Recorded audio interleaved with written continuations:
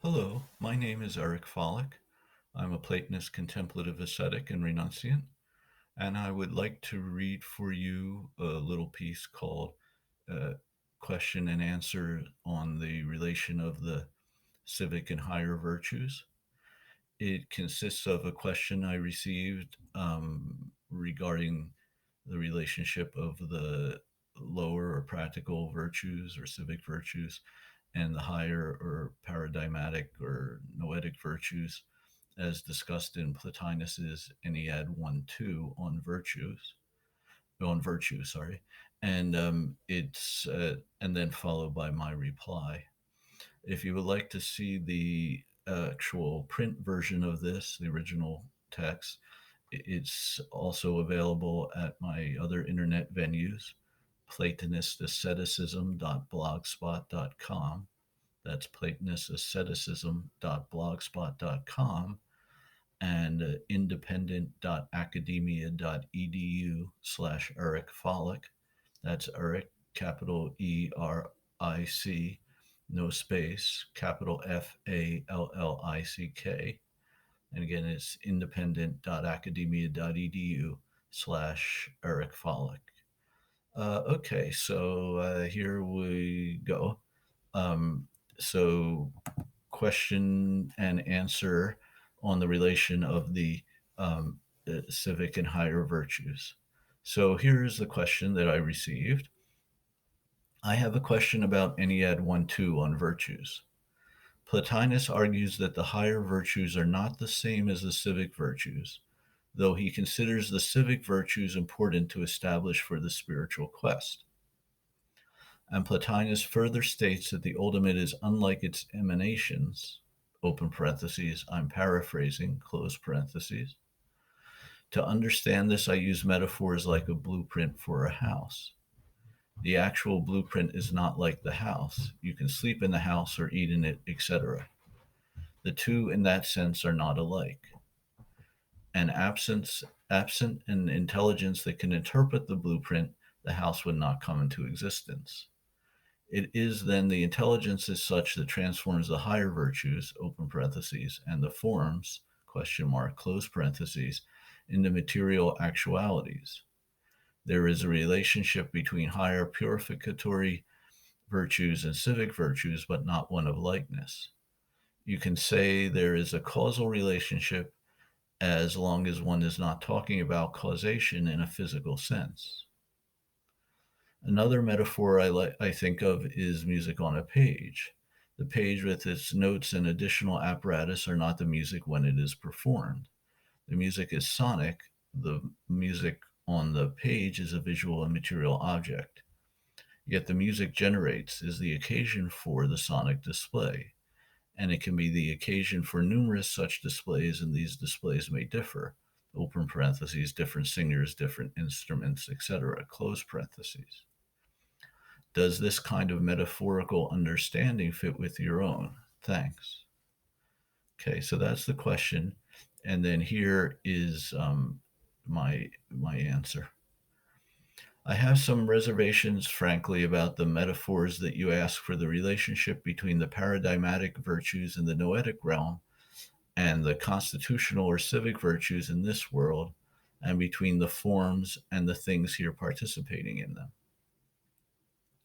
I'm afraid that the metaphors of the blueprint and the music score make it sound like the paradigmatic forms are less actual and less fully developed than the sensory manifestations, and are static in the sense of not being alive and needing something else to make them alive and real and actualized. Actually, just the opposite is the case. The forms, be they those of the virtues or any other, are incomparably more real, alive, vivid, actual, dynamic, though in another sense eternal and never changing, than the phantom manifestations participating in or manifesting them to a degree in this world.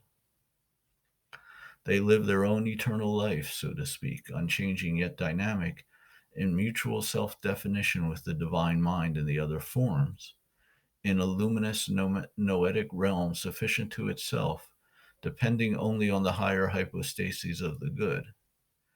independent of and not needing and unconcerned with the lower emanation level of soul and the sensory spatio-temporal world. The phantom reflections of them here are really more dead and dependent and parasitic on the noetic forms for such half existences they have. They only seem so real and usable and actualized to us because we are stuck here and are really only phantoms ourselves as long as we remain in this state as souls stuck transmigrating in individuated sensate existence in space time. Perhaps a more effective metaphor or analogy along the lines of those you have suggested would be that of a movie being projected out on a screen. The whole movie is always there in concentrated form all at once and is really there.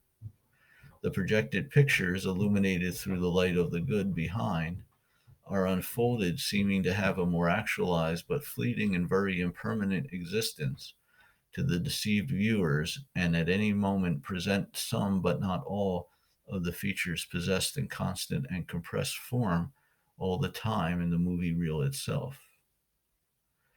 Another metaphor might be that of someone actually seeing actual real objects while awake and seeing them more or less as they actually are, and then going to sleep and dreaming where impressions derived from the waking vision appear in various more or less distorted form in the dreams where they are taken now as real things. Specifically regarding the virtues, the paradigmatic noetic virtues in nous indeed aren't in the same way as the practical virtues here. It is hard for me to put into words, but they exist there as like self-sufficient, independent, yet mutually dependent and reflecting in the architecture of the noetic realm, concentrated luminous jewel ideas of each virtue. Then, when souls at this lower level are practicing the practical virtues here, they are sort of organizing and ordering themselves and things and actions here so that states of soul and actions will occur that in unfolding in space time will try in a way to reconstruct or reproduce over space and time as best as they can, a reflection and approximation of what the actual paradigmatic virtue is in itself in the noetic realm.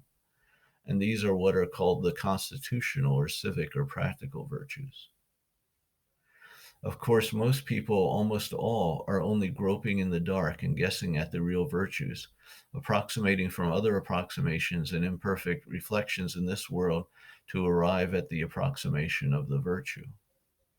The rare, to say the least, Philosophos or Platonist contemplative ascetic will view the actual paradigmatic virtue or form in the noetic realm in contemplation and try to remember or look to that directly in practicing the practical virtues here and trying to conform them to the idea itself.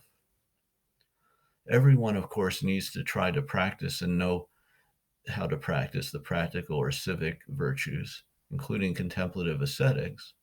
But then the contemplative ascetics further practice the purificatory virtues that involve turning away from this world and renouncing it entirely as best they can. And our practice is better modeled after their divine noetic paradigms that not only order the soul and actions to try to reflect those paradigms while remaining entirely of this world and in this world, like the civic virtues and those of ordinary people, but order them to turn them from this world back to the noetic realm. Finally, they can, at least in contemplation practice, try just rest in the contemplation of and union with the divine noetic paradigms themselves. Open parentheses. I like this quote I recently saw from a late 11th, early 12th century Latin Christian monk, Guibert of Nogent, who apparently defined vices as, quote, motions of the mind toward earthly things, period, unquote, or unquote, period, close parentheses. Again, he defined vices as, quote, motions of the mind toward earthly things, unquote. Anyway, I hope this answers your question at least somewhat. So there you have it. That's the little question and answer about the lower and higher virtues. I hope that's of some benefit and interest to somebody out there, and encourage us all to practice all virtues as best as we can and try to get free. Anyway, thank you for watching and listening. Uh, Take care. Bye bye.